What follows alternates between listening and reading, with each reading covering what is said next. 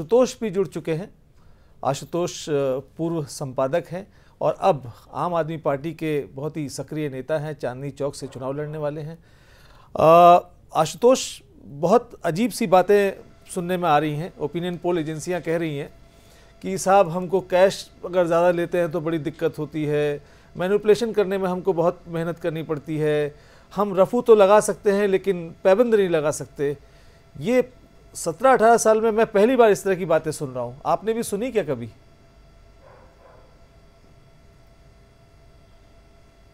विनोद, ईमानदारी की बात तो ये, सबसे पहले मैं आपको और आपके न्यूज एक्सप्रेस को बधाई देना चाहता हूं क्योंकि जो काम आपने किया है ये भारत के लोकतंत्र को जिस तरीके से अंदर से खोखला करने की कोशिश ओपिनियन पोल के बहाने की जा रही थी और लोगों का मीडिया के प्रति जो भरोसा था उसको कम करने की कोशिश की जा रही थी, उसके लिए आप सब लोग बहुत बहुत बधाई के पात्र हैं।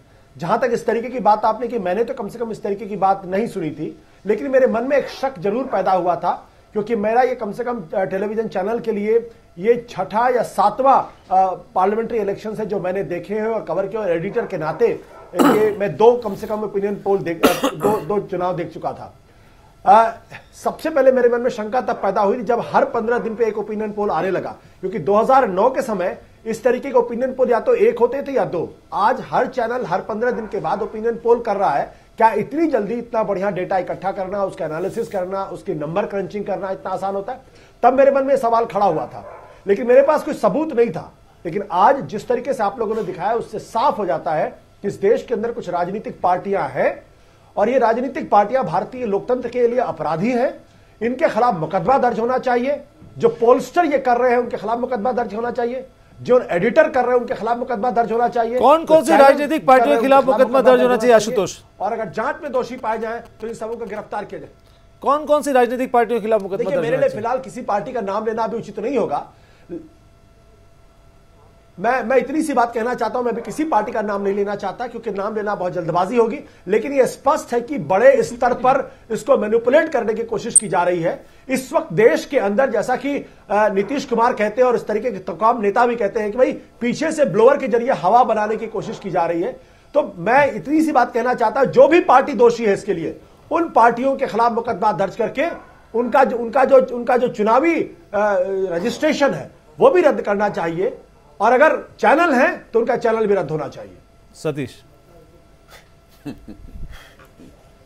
हाँ भाई, आशुतोष ने कहा कि चैनल का लाइसेंस रद्द होना चाहिए, राजनीतिक पार्टियों पर मुकदमा होना चाहिए, ओपिनियन पोल पर मुकदमा होना चाहिए। बहुत सख्त लाइन आम आदमी पार्टी की तरफ से आशुतोष ने दी। देखिए, मैं पहले से भी कह रहा हूं कि आम आदमी पार्टी का जो आक्रोश है, जो व्यथा है और जो उनका आक्रामकता है वो समझी जा सकती है। वो भी ओपिनियन पोल कराते हैं, वो भी हवा बनाते हैं और बड़े झाड़ू लगा के बनाते हैं। पहली तो बात ये है।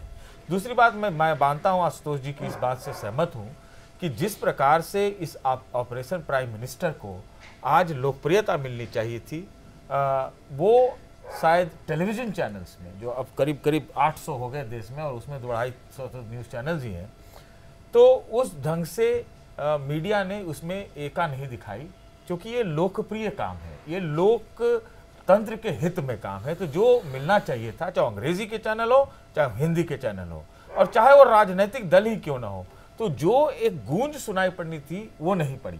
तो इस लिहाज से शक पैदा होता है कि आखिर कौन से वैसे दबाव हैं।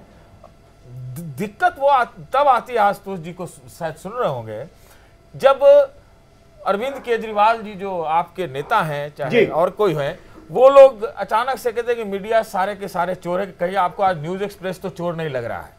पहली बात तो आपको जरा सा इसमें हिंगराना होगा, अलग करके देखना होगा, क्योंकि आप जो है बहुत हरिश्चंद्र बनने की कोशिश कर रहे हैं। तो सबसे पहले तो ये न्यूज एक्सप्रेस को भी, ऐसे तो आपके सर्टिफिकेट की जरूरत नहीं है, लेकिन सर्टिफिकेट आपको हम खुद ही ले रहे हैं कि हम लोग बिके नहीं हैं, आप भी बिके नहीं थे, जैसा हम लोग को मालूम है। तो ये भी बात जैसा मालूम है तहकीकात करनी पड़ेगी, हर चीजों की तहकीकात होनी चाहिए।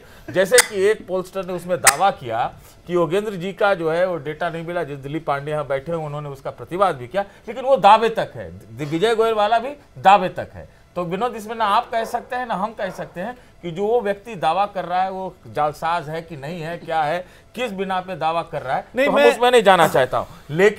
लेकिन अगर राजनैतिक दल के रूप में आशुतोष जी, अगर आप पार्टी की तरफ से न्यूज एक्सप्रेस को सिर्फ एक राजनीतिक दल की हैसियत से ये समर्थन देने आए हैं तो वो बात ठीक नहीं है। दिल पे हाथ रख के दें, बहुत अच्छी बात है, क्योंकि एक नैतिक काम हो रहा है और पूरी तरह से खोजबीन हो रही है, पर्दा हट रहा है, उसमें सारे मीडिया वालों के साथ तमाम राजनीतिक दलों को भी बिना अपना इंटरेस्ट देखते हुए लोकतंत्र के हित में काम करना चाहिए।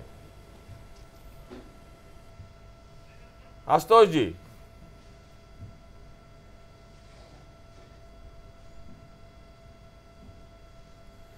मैं कुछ कह सकती हूँ? जी रीता जी बोलिए आप। देखिए, आज प्रश्न ये नहीं है कि कोई ईमानदार है कोई बेईमान है, किसने सही किया किसने गलत किया। आज सबसे बड़ा मूल प्रश्न हम सबके सामने ये है कि अगर इसमें आधे लोग भी गलत हैं तो भी इस तरह की प्रक्रिया को बंद होना चाहिए, क्योंकि जनतंत्र में जहाँ लोगों का अलग अलग संस्थाओं पर से विश्वास उठ रहा है, वहाँ मीडिया पर अभी भी लोगों का भरोसा है। और अगर मीडिया इस तरह से झूठ सच परोसेगा तो लोगों का विश्वास इससे भी उठ जाएगा। और मैं समझती हूँ सबसे स्ट्रॉन्ग मीडियम आजकल मीडिया है, और इलेक्ट्रॉनिक मीडिया तो बहुत ही स्ट्रॉन्ग मीडियम है। और मैं पढ़ रही थी कि भले ही इंडिपेंडेंट एजेंसी सर्वे करती हैं, पर उनको कॉन्ट्रैक्ट कौन देता है?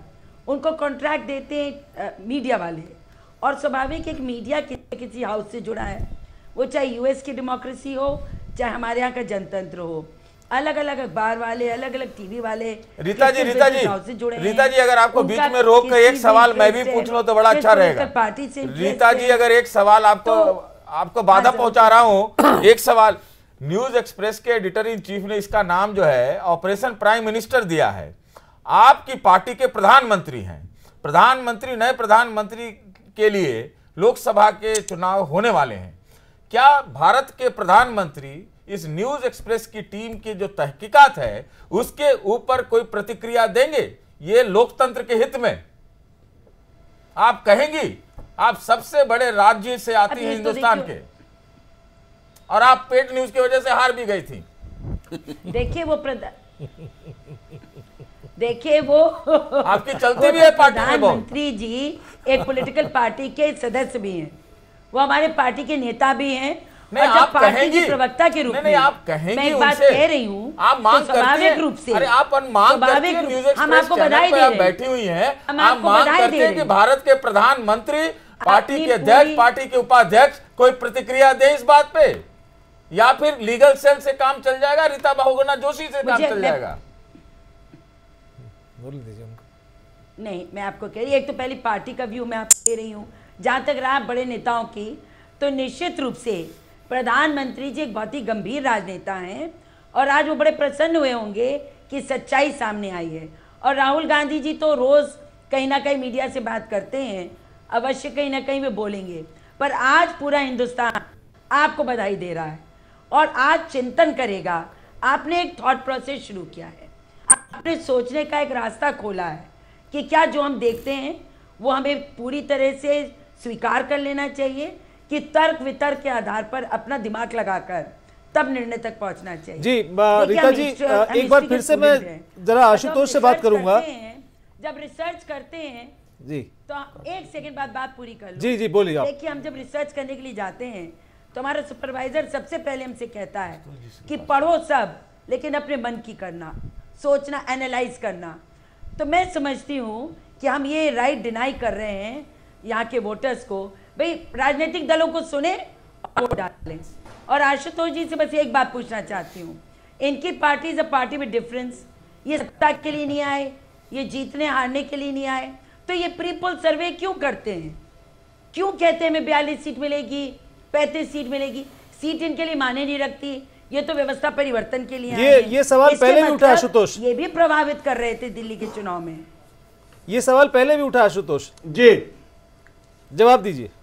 जी दरअसल ना, बिल्कुल मैं रीता जी ने जो बातें कही है उसका मैं जवाब दूंगा, लेकिन उसके पहले पूरी बातचीत को एक परिप्रेक्ष्य में रखने की कोशिश करूंगा कि दरअसल अगर आप ध्यान से देखें, पिछले एक साल से एक माहौल बनाने की कोशिश इस देश के अंदर की जा रही है।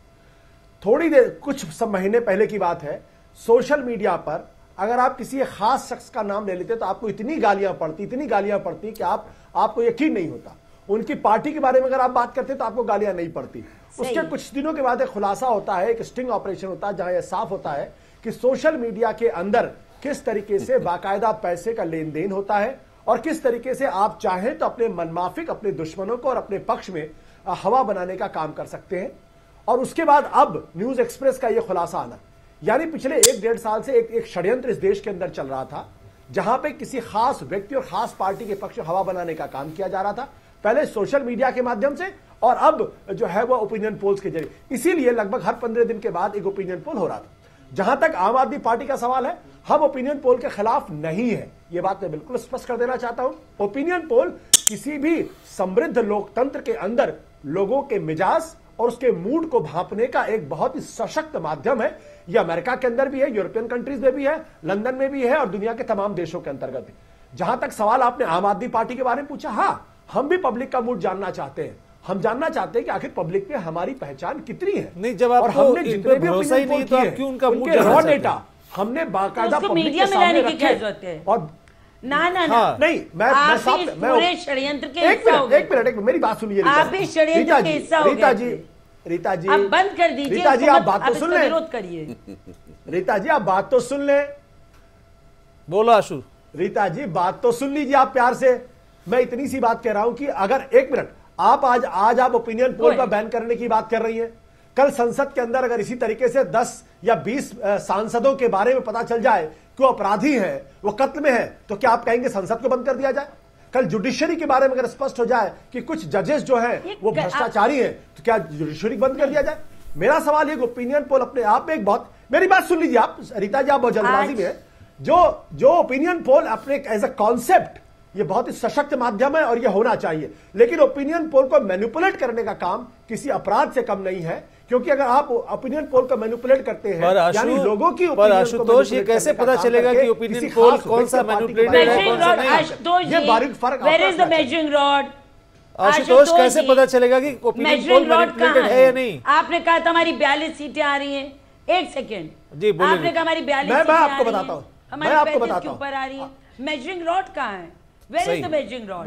नहीं, देखिए, जब कोई डाउट में चीज आ जाए तो उसको ड्रॉप हो जाना चाहिए। देखिए, फिलहाल इलेक्शन कमीशन को प्री पोल पर बंद कर लगा देना चाहिए। Rita ji, pre poll service नहीं होनी चाहिए। It is injurious to the democracy. ये देश के मैं रीता बहुगुणा की बात से बिल्कुल सहमत नहीं हूं। मैं रीता बहुगुणा की बात से बिल्कुल सहमत नहीं हूं। ओपिनियन पोल पे किसी तरीके का बैन नहीं लगना चाहिए। ओपिनियन पोल एक बहुत ही साइंटिफिक तरीका है लोगों के मूड को भांपने का। उसमें गलतियों की संभावना है, हो सकती है, इसमें कोई इनकार नहीं किया जा सकता, लेकिन गलती करना और मैनिपुलेट करना ये दो अलग अलग चीजें। इसके बारीक फर्क। आशुतोष जी, आपकी पार्टी ने कोई लोकसभा चुनाव के लिए करवाया है सर्वेक्षण? 6 महीने से तो पता कैसे लगाएंगे आशुतोष जी? आप पता कैसे लगाएंगे जब बाद में पता चलेगा तो उसका लाभ? आज आप देख रहे हैं बिल्कुल बड़ी बड़ी एजेंसी पे नहीं, देखिए रीता जी, सब कुछ रीता जी, आप बात सुन लीजिए। तो it is not right, you know, it's not right. Rita ji, आप बात सुन लीजिए। बेटा रीता जी, ये अमेरिका के अंदर भी ओपिनियन पोल होता है, वहां पे तो मैनिपुलेशन नहीं होता। ये इंग्लैंड की डेमोक्रेसी के अंदर भी होता है, वहां भी मैनिपुलेशन नहीं होता।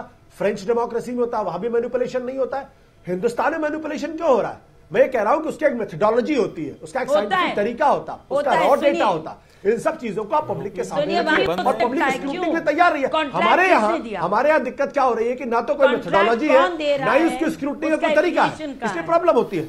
चलो आशुतोष, रीता जी, मैं अभी आगे एक अगली ओपिनियन पोल कंपनी के बारे में बात करना चाहूँगा, क्योंकि हम उस पर और बात करेंगे। शेष नारायण जी, केजी सुरेश जी भी हमारे साथ हैं, क्योंकि लोग उम्मीद कर रहे हैं कि दर्शक बहुत देर से उम्मीद कर रहे हैं कि अगली रिपोर्ट किस कंपनी के बारे में है, क्योंकि हमने जब प्रेस कॉन्फ्रेंस की और उसमें जब हमने बताया 11 कंपनियों के बारे में, तो हम उन सभी कंपनियों के बारे में आप तक जानकारी पहुंचाएंगे। ओपिनियन पोल करने वाली एक ऐसी कंपनी जिसे भारत के सबसे योग्य और पढ़े लिखे लोग चलाते हैं, इसका नाम है लीड टेक। कंपनी की वेबसाइट बताती है कि इसके मैनेजमेंट में IIT और IIM के पढ़े लोग शामिल हैं, लेकिन जिनसे समाज को नेतृत्व की उम्मीद थी, छिपे कैमरे पर वो जनता को गुमराह करते हुए दिखे।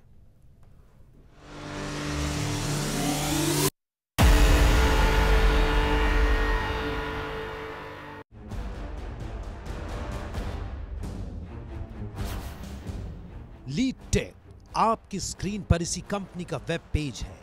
वेबसाइट के फ्रंट पेज में कंपनी का पूरा ब्यौरा है। वेबसाइट का दावा है कि वो पिछले 9 साल से चुनाव प्रबंधन, ओपिनियन पोल, एग्जिट पोल करती है।